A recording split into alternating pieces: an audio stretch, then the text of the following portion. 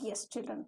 So finally, we understood that our Indian constitution or our Indian state, the government has been given some exemption for the religious practices which we have been following. Okay. Yes, children. And the next one, it is the Indian secularism works to prevent the domination of majority religion over the minority. So as we have already seen this, I have explained you people this very many times. Okay. So here the main idea of the, this Indian secularism is, yes, to prevent the domination of majority religion over the minority religion. Because as I told you people, in a country, there will be many religions. So in that many religion, there will be at least, of course, one religion will be majority. So what happens that time, children? The majority religion will, of course, dominate over the minority religion. So as we have seen in our society, every day we'll be seeing in our society.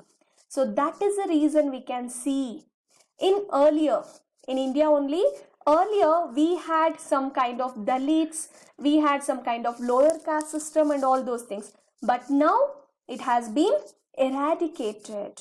Yes or no, children? So we have been abolished this untouchability. Understand? So the main idea of our Indian secularism is to prevent the domination of majority religion over the minority religion. Okay, so that is the reason even we can see some reservation for them. There is, the many program we have been implemented to support them, to upgrade them. Okay, yes. See, in order to prevent this religion based exclusion and discrimination of lower caste, the Indian constitution bans untouchability. Yes. So as I told you people, so to avoid this, to avoid the exclusion means the separation of the people from the community. They'll try to eradicate, they'll try to eliminate those people from the society, exclude those people from the society. So to avoid that, to prevent that, and to avoid or to minimize the discrimination of the lower caste people, to avoid all those things, the Indian constitution bans untouchability. So that means the lower caste system, all those things has been abolished. It has been banned in India according to our Indian constitution. Children, see, it has been not banned by the people or the politicians. It has been banned according, the law which has been framed in the constitution. Okay, the untouchability has been banned to prevent the religion based exclusion along with the discrimination. Okay, see, in order to end social practices, the state may have to intervene in the religion based orders. So what we are telling here, in order to end the social practices, so we can see in our society there is a lot of discrimination. The few set of people will not be allowed in the temple earlier, not now. So to avoid this kind of social practices, okay, to avoid kind of social practices where the discrimination was happening, the state may have to intervene in the religion based order. So that is the reason the government has to take some measures to avoid this. Yes or no, children? To avoid this discrimination, the government has to take some measures. So that is the reason we can see the constitution has banned the untouchability. Hope you guys are understanding, right? See, the first amendment of the US Constitution prohibits the legislature from making laws respecting an establishment of religion or that prohibits free exercise of religion. So till now we understood about our Indian Constitution. Guys, our Indian secularism we understood. That means our Indian secularism, what it's showing? It is showing, it is respecting the each religion, and we are giving the respect for the each religion, the practices and their beliefs. Okay, so we are just supporting all the religions practice, and even there is a exclusion in the laws for those practices. But coming to the other country secularism, how they are following. So coming to US, the United States of America. So what happened? The first amendment, the first changes in the constitution, US constitution, prohibits the legislature from making laws. So the legislature should not make any laws with respect to the respecting an establishment of religion. There will be no establishment of religion. The legislature should not support that. Okay, the legislature should not make some new laws or should not support the establishment of religion.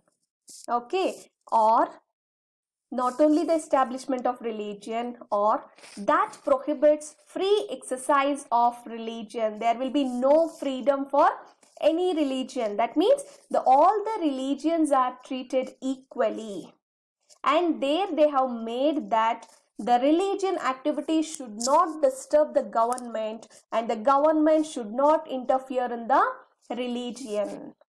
Okay, hope you guys are understanding. No children, see here. It means the legislature cannot declare any religion as an official religion. So as I told you people, no privileges will be given to any one religion. No freedom will be given to any one religion. No religion will be considered as a superior. Okay, no religion will be considered as a great.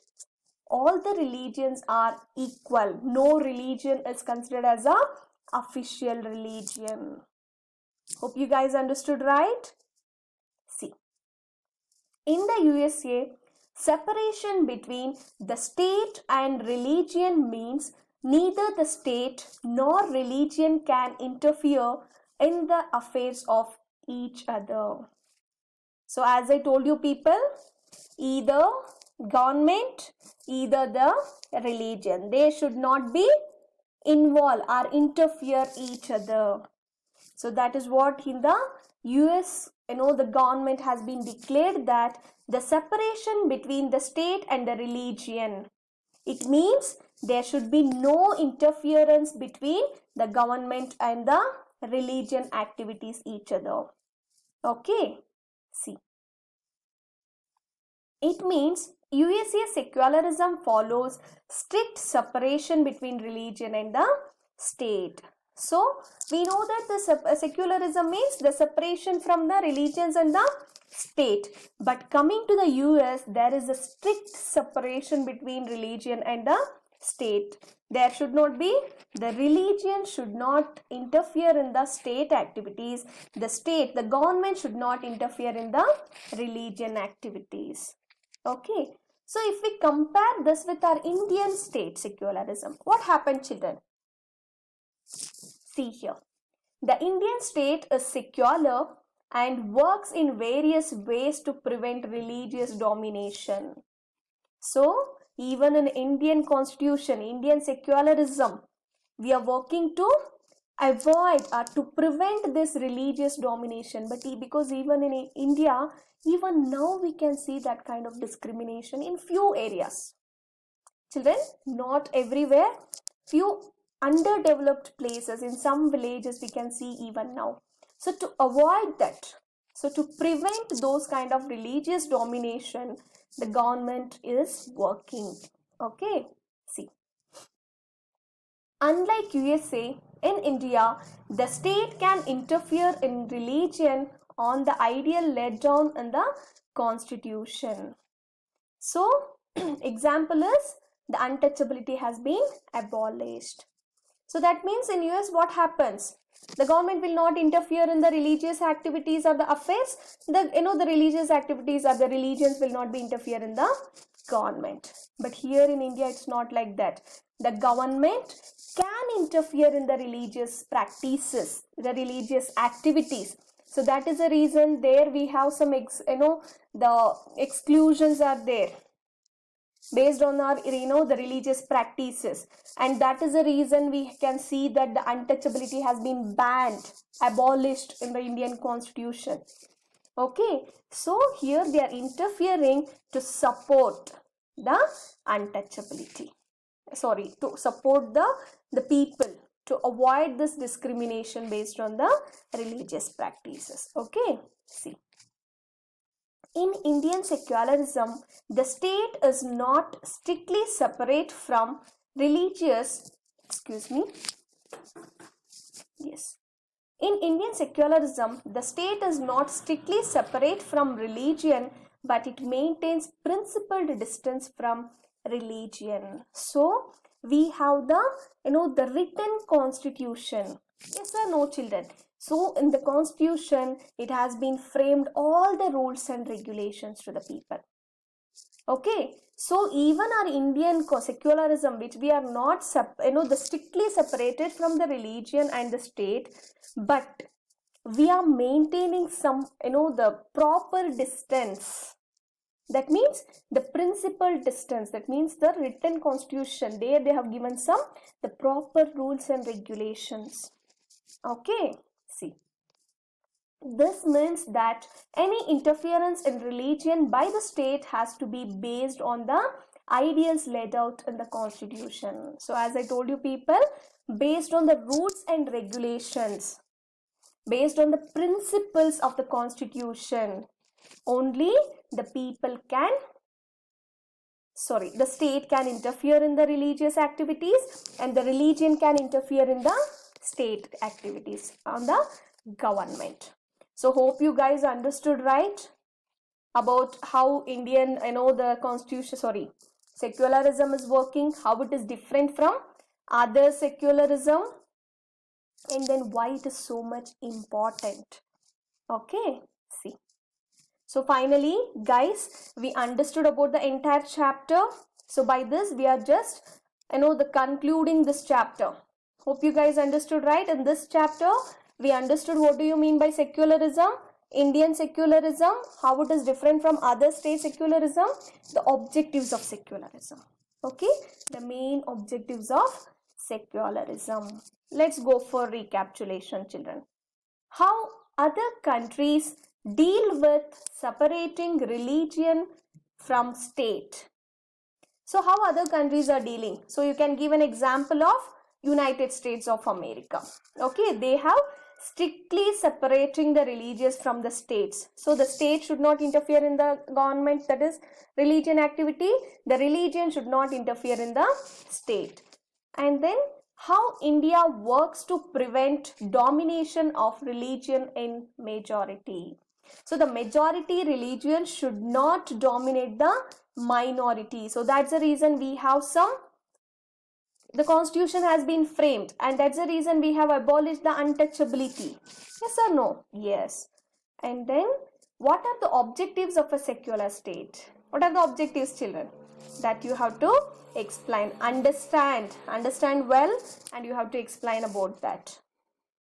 In the next one, can there be different views of the people of same religion?